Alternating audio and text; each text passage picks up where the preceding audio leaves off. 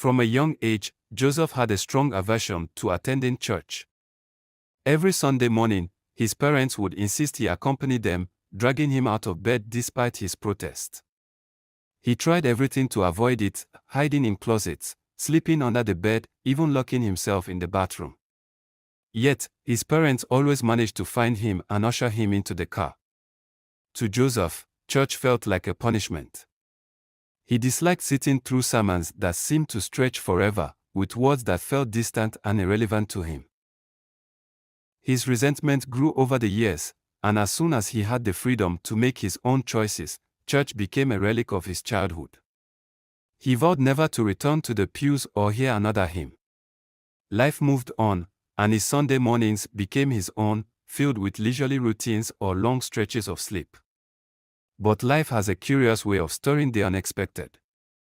One seemingly ordinary morning, Joseph felt an inexplicable pull, a strange, quiet urge to step into a church again. It wasn't prompted by anyone, nor was it tied to a specific event. The feeling was entirely his own, and he couldn't shake it. This urge surprised him, even unsettled him, yet it also intrigued him. He had no answers, only the faint sense that he needed to follow it. Joseph began hearing stories about a church unlike any he had known before. It was an enormous, stunning structure that stood out in town not only for its breathtaking architecture but for the man who led it, Pastor Clinton. Rumors about the pastor reached Joseph in snippets of conversations and passing mentions. People spoke of miraculous events and profound transformations that happened within the church's walls. There were tales of the pastor's commanding presence, his sermons drawing people in like moths to a flame. Others whispered about his extraordinary life, a blend of faith and grandeur that blurred the lines between religious devotion and something almost otherworldly. Though Joseph had no particular interest in religion, his curiosity grew with each new detail. He began to wonder what made this church so different and why Pastor Clinton seemed to inspire such awe. The thought lingered in his mind, pulling him toward the unknown. The first time Joseph saw Pastor Clinton, he was struck speechless. He had expected a humble, modest figure, someone who fit the traditional image of a pastor he had carried in his mind since childhood. But what stood before him was entirely different. The pastor arrived in a sleek, black SUV, its surface gleaming like a mirror under the sunlight. He stepped out, flanked by bodyguards who moved with military precision. His tailored suit fit him perfectly, exuding wealth and authority. Behind him, a convoy of luxury cars rolled to a halt, their engines humming softly in the background. Joseph stood frozen at the entrance of the church, staring in disbelief. This was not the kind of man he imagined leading a congregation. "Is this how pastors live now?" he muttered, unable to hide his astonishment. The scene was surreal, almost theatrical, yet it captivated him. Despite his skepticism, he couldn't deny the pull he felt toward this peculiar man and the church he led. Although Joseph initially attended the church out of curiosity, something kept drawing him back. Week after week, he found himself dressing neatly and heading to the grand building, much to the astonishment of his parents. They exchanged bewildered glances each time he left, unable to understand what had changed. For Joseph, it wasn't fate that brought him back but a fascination he couldn't fully explain. Pastor Clinton's sermons were mesmerizing, filled with energy and conviction that swept through the congregation like a powerful wave. Yet, beneath the surface, Joseph felt a strange unease. There was an air of mystery surrounding the pastor that he couldn't ignore. After each service, while others hurried out to enjoy their Sunday afternoons, Joseph would linger. He'd kneel at a pew, pretending to pray, but his eyes were always on Pastor Clinton. He watched every gesture, every subtle movement, as if searching for a crack in the facade. One evening, as the sun cast long shadows across the church, Joseph decided to stay later than usual. The massive hall was nearly empty, its silence broken only by the faint hum of the organ being cleaned.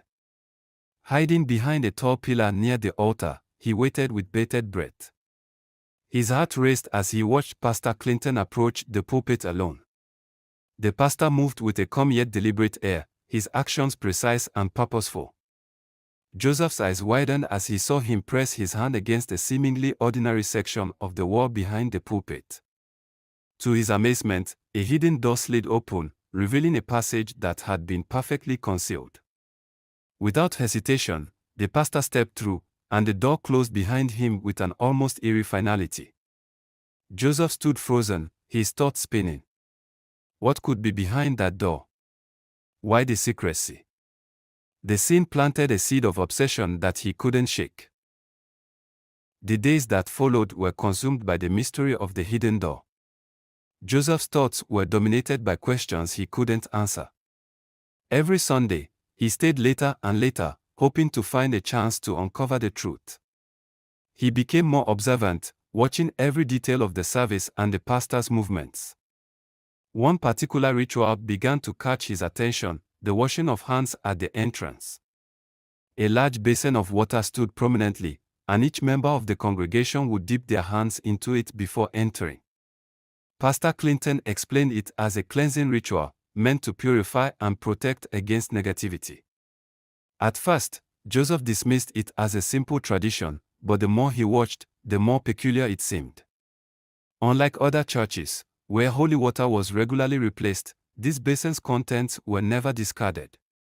Each week, Joseph saw the pastor carefully carrying it to the altar after the service, disappearing behind the secret door with it in hand. The connection between the basin and the hidden door became an obsession for Joseph. He couldn't understand why the water was treated with such reverence. What made it so important? The questions tormented him, keeping him awake at night as he pieced together theories. He began devising plans to follow Pastor Clinton into the secret room, but each attempt seemed impossible. The pastor was always guarded, his movements precise and carefully timed. Joseph's frustration grew with every failure, yet so did his determination. He felt as though he were on the brink of discovering something monumental, something that could change everything he thought he knew. One morning, as Joseph prepared to leave for church, his parents finally confronted him. His mother stood in the doorway, watching as he adjusted his tie in the mirror.